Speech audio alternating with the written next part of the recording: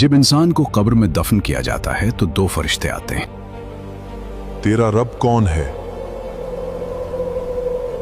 हाय अफसोस, मुझे कुछ मालूम नहीं। जब इंसान अपने कब्र में अकेला रह जाता है तो उसके बाद उसके साथ क्या होता है?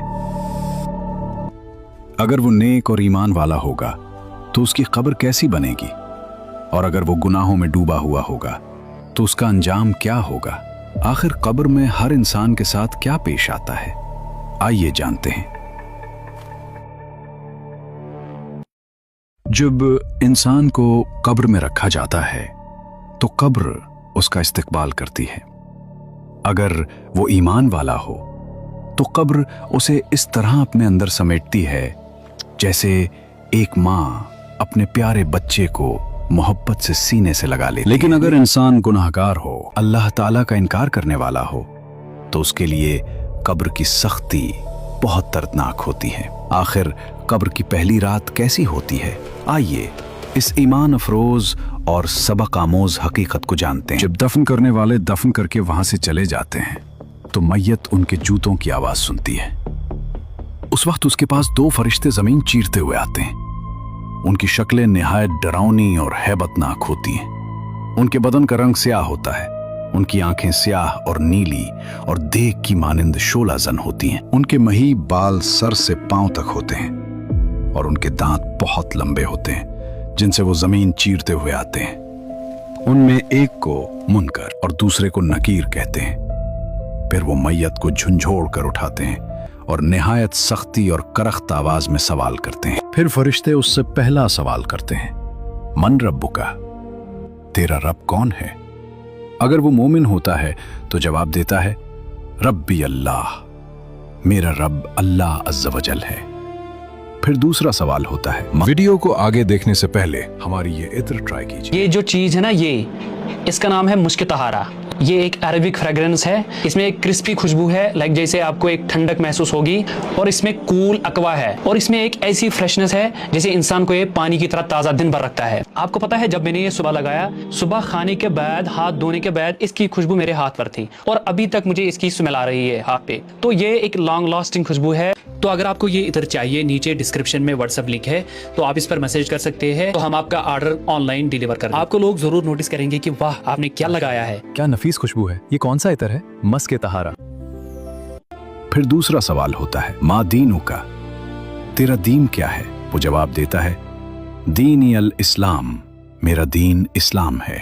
फिर तीसरा सवाल किया जाता है, मा कुंता तकूल फी हाज़र रजुल, इस हस्ती के बारे में तो क्या कहता था?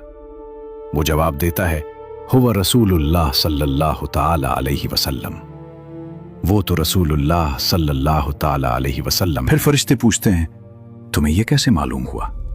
वो अर्ज करता है, मैंने अल्लाह अज़्ज़ व जल्ला की किताब पढ़ी, उस पर ईमान लाया और उसकी तस्दीक की। उस वक्त आसमान से एक मनादी निदा करेगा, मेरे बंदे ने सच कहा। फिर हुक्म होगा, इसके लिए जन्नत का बिछूना बिछाओ, उसे जन्नत का लिबास पहनाओ और उसके लिए जन्नत की तरफ एक दरवाजा खोल दो। फिर जन्नत की ठंडी नसीम और खुशबू उसके पास आने लगती है और जहां तक उसकी निगाह पहुंचती है वहां तक उसकी कब्र कुशादा कर दी जाती है। फिर उससे कहा जाता है, आराम से सो जाओ, जैसे दूल्हा आराम से सोता है। अलबत्ता कब्र की वसअत लोगों के मरातिब के मुताबिक मुख्तलिफ होती है। किसी के लिए 70 हाथ तक कुशादा की जाती है, किसी के लिए उससे भी ज्यादा, और बाज के लिए जहां तक उसकी निगाह पहुंचती है वहां तक। जो मुसलमान शब जुमा, रोज़े जुमा या रमजानुल मुबारक के किसी दिन या रात में फौत हो, वो सवाल मुनकिर व नकीर और अज़ाब कब्र से महफूज रहेगा। और ये जो इरशाद हुआ कि इसके लिए जन्नत की एक खिड़की खोल दी जाएगी, तो इसकी कैफियत ये होगी कि पहले उसके बाएं जानिब जहन्नुम की एक खिड़की खोली जाएगी जिससे आग की लिपट, सख्त गर्मी और निहायत बदबू आएगी।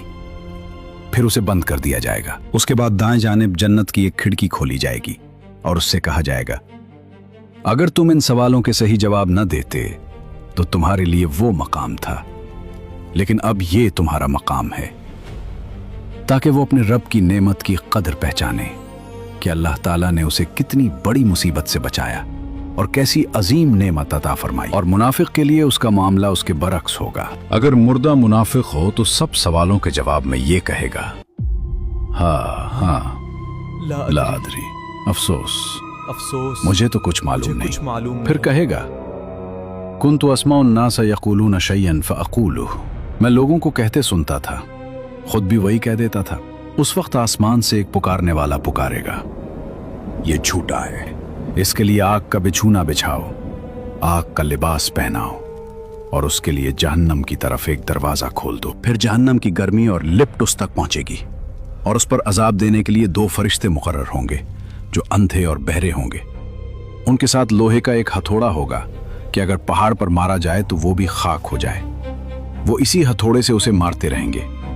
नीज, सांप और बिच्छू उसे अजाब पहुंचाते रहेंगे और आमाल अपनी मुनासिब शक्ल में जाहिर होंगे।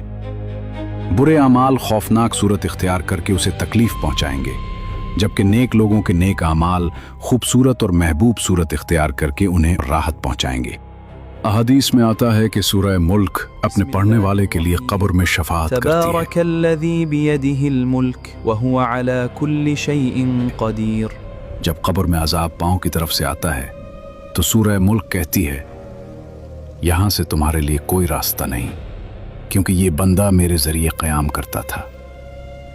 फिर जब अजाब सर की तरफ से आता है तो सूरह मुल्क दोबारा कहती है, यहां से भी तुम्हारे लिए कोई रास्ता नहीं, क्योंकि ये बंदा मुझे पढ़ा करता था। इसी तरह अल्लाह ताला के हुक्म से सूरह मुल्क अपने पढ़ने वाले की हिफाजत करती है और क़यामत के दिन भी उसके लिए शफाअत की दरख्वास्त करती है, यहां तक कि अल्लाह ताला उस पर अपनी रहमत फरमाता है। जब इंसान इस दुनिया से रुखसत होता है तो उसकी रूह अल्लाह ताला के हुक्म से कब्ज़ कर ली जाती है।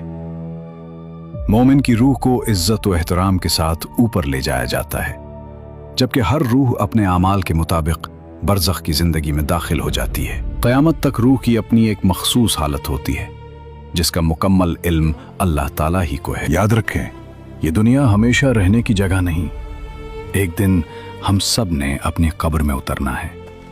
उस वक्त न दौलत साथ होगी, न शोहरत, न रिश्तेदार, सिर्फ हमारे ईमान और हमारे आमाल हमारे साथ होंगे।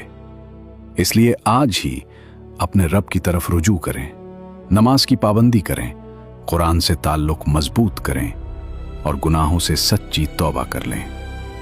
अल्लाह ताला हम सबको कब्र की आजमाइश में कामयाबी और आखिरत में अपनी रहमत अता फरमाए। आमीन या रब।